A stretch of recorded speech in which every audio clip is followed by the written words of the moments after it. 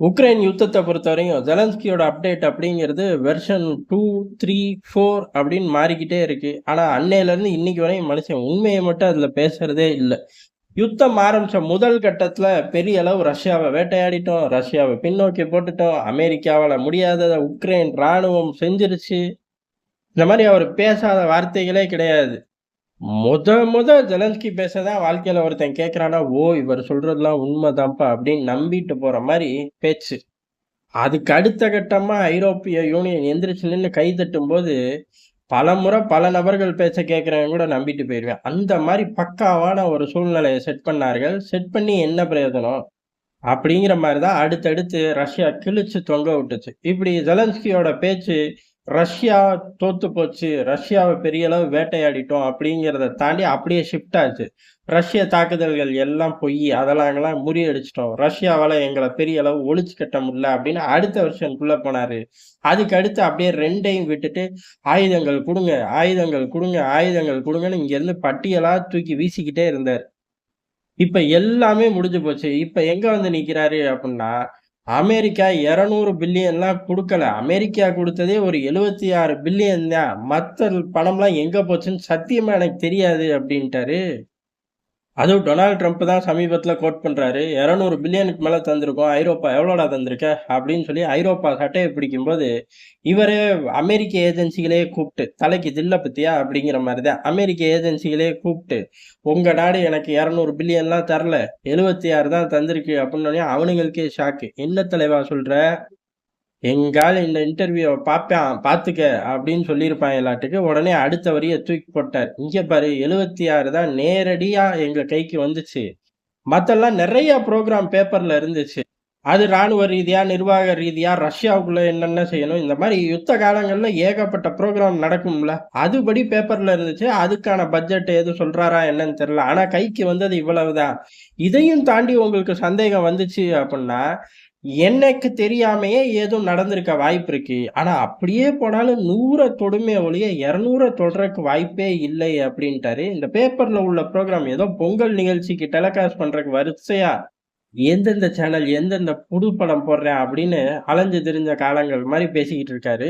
யுத்த காலகட்டத்துல அதுவும் யுத்தத்த நடத்திக்கிட்டு இருக்க நாட்டோட தலைவனுக்கே தெரியாம என்னய்யா புரோகிராம் போட்டாய்ங்க?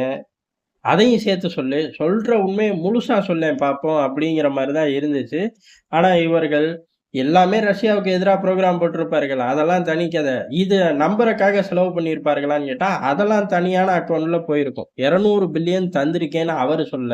அதாவது அமெரிக்கா சொல்ல. 200 பில்லியன் இல்ல 76 தான் என் கைக்கு வந்துச்சு. மத்த பணம் எங்க போச்சுன்னே தெர்ல. நீ குடுக்கல, குடுத்தேன்னு மனுஷன் சொல்லல. ரொம்ப விவரமா எங்க போச்சுன்னே தெர்ல. எனக்கு தெரியாமயே நெறைய புரோகிராம் நடந்துகிட்டு இருந்துச்சுல்ல, அதுல ஏது போயிருக்கும் அப்படின்னு அமெரிக்கா மேலேயே பழிய போட்டாரு.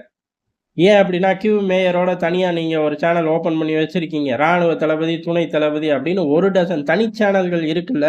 அதையும் தேக்கி என் தலையிலேயே போடக்கூடாது. என் அக்கவுண்ட்ல 76 பில்லியன் தான். போ! அப்படின்னு சொல்லி இந்த பக்கம் சம்பவம் பண்ணிட்டாரு. அப்ப ஆக மொத்தம் உக்ரைன் யுத்தம் முடிஞ்சு போச்சு. இப்ப செலவு கணக்குக்குள்ள சண்டை போட ஆரம்பிச்சுட்டாய்ங்க. செலவு கணக்கு சண்டை வர்றதுக்கு முன்னாடியே ஜெலன்ஸ்கிய தேர்தல் வச்சு தூக்கி வீசணுங்கிற முடிவுல அமெரிக்கா இருக்கும்போது, இவரு இப்படி வேற சீண்டுறாரு. ஏற்கனவே அங்க குடுத்த பணம் பூரா பிரயோஜனம் இல்லாம போது அப்படின்னு சொல்லி, அதெல்லாம் வெரிஃபை பண்ண ஒரு ஆடிட்டிங் டீமையும் செட் பண்றார்கள். ஆடிட்டிங் டீம் வரும்போது, "இங்க பாரு வந்ததே இவ்வளவுதான். மத்தெல்லாம் நீ போய் தேடிக்க. புக்ல இருக்கிறது இதான். இனிமே நீ போய் தேட வேண்டியது தான். ரஷ்ய சொத்துக்கள தேடி திரிஞ்ச காலம் போயி, உக்ரைனுக்குள்ள அமெரிக்கா பம்ப் பண்ண டாலர்கள தேடி திரி" அப்படின்னு சொல்லாம சொல்ட்டாரு. இவர்கள் கூட்டணிக்குள்ள இப்படி ஒரு வம்பு வரும் அப்படின்னு பெரிய அளவுல யாரும் எதிர்பார்க்கல. காரணம் இந்த டாலர்கள்லாம் பம்ப் பண்ணும்போது பைடன் நிர்வாகம் தான் இருந்துச்சு. யுத்தம் இவ்வளவு காலம் பைடன் போய் ட்ரம்ப் வர அளவுக்கு யுத்தம் நீண்டுகிட்டே போகும்னு யாரும் எதிர்பார்க்கல. அதனால இந்த சண்டை அப்படிங்கிறது உலகம் எதிர்பார்க்காத சண்டை. ரஷ்யா, உக்ரைன் போய் இப்ப உக்ரைன், அமெரிக்கா அப்படின்னு ஆரம்பிச்சிருச்சு. இந்த உக்ரைன், அமெரிக்காங்கிறதுல அமெரிக்கா ஜெலன்ஸ்கிய மட்டும் தூக்கி எறியாது. தூக்கி எறிஞ்சிட்டு உக்ரைன் அப்படியே சைஸா தூக்கி அவர்கள் பாக்கெட்ல போட்டுக்குவார்கள். பாதி ரஷ்யாவுக்கு, பாதி அமெரிக்காவுக்கு. எது? உக்ரைன் நிலப்பரப்பு. பார்த்துக்கிட்டே இருங்க. அத நோக்கி தான் போகும். என்ன ரஷ்யா வெளிப்படையா கொடிய பறக்க விட்டு ரஷ்யாவோட இணைச்சுட்டேன்னு சொல்லுவாய்ங்க. அமெரிக்காவ பொறுத்தவரை இணைக்கலாம் மாட்டாய்ங்க. ஏன்னா சப்சிடிலாம் பண்றதுக்குலாம் அவர்களுக்கு விருப்பமே கிடையாது. அங்க உள்ள ஆட்கள விலைக்கு வாங்கிருவார்கள். அவ்வளவுதான். அவர்கள் நினைக்கிறது, செய்யறது எல்லாமே அமெரிக்கா சொல்றதா தான் இருக்கும். அத தாண்டி ஒண்ணுமே இல்லை அப்படிங்கிறது தான். இதுல மிகப்பெரிய அதாவது வெளிப்படையா பலியாடு உக்ரைன். மறைமுக பலியாடு ஐரோப்பிய யூனியன். வாய் பேசின ஐரோப்பிய யூனியனுக்கு இதுவும் தேவை, இன்னமும் தேவை. நன்றி, வணக்கம்.